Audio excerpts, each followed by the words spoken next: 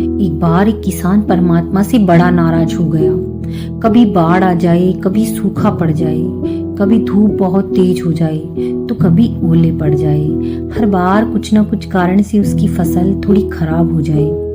एक दिन बड़ा तंग आकर उसने परमात्मा से कहा, देखिए प्रभु, आप परमात्मा हैं, लेकिन लगता है आपको खेती बाड़ी की ज्यादा जानकारी नहीं है।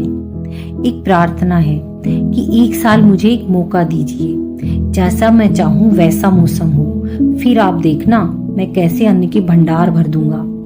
परमात्मा मुस्कुराए और कहा, ठीक है, जैसा तुम चाहोगे वैसा ही मौसम दूंगा, मैं दखल नहीं करूंगा। किसान ने गेहूं की फसल बोई। जब धूप चाही तब धूप मिली, तब पानी चाहा तो पानी मिला। तेज धूप, ओले, बाढ़, आंधी तो उसने आने ही नहीं दिए। समय के साथ फसल बढ़ी और किसान की खुशी भी, क्योंकि ऐसी फसल तो आज तक नहीं हुई थी।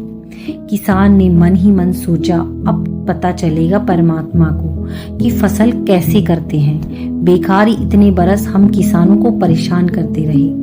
फसल काटने का समय आया। किसान बड़े गर्व से फसल काटने गया, लेकिन जैसे ही फसल काटने लगा, एकदम से छाती पर हाथ रखकर बैठ गया।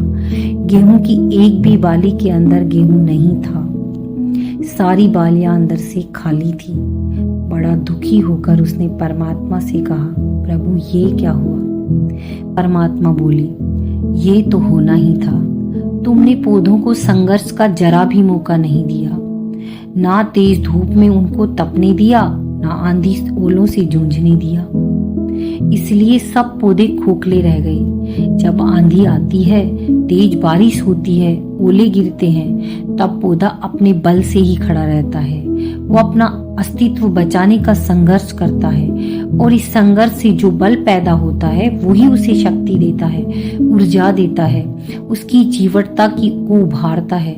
सोने को भी कुंदन बनने के लिए आग में तपना पड़ता है। हथौड़े से पिटने गलने के बाद, चुनौतियों से गुजरने के बाद ही वह स्वर्णिम आभा उभरती है, उसे अनमोल बनाती है।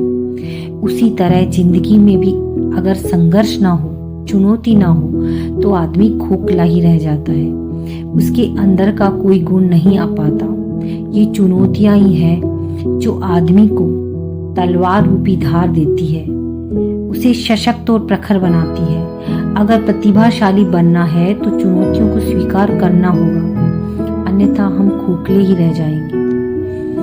धन्यवाद दोस्तों, फिर मिलेंगे अगली वीडियो के साथ।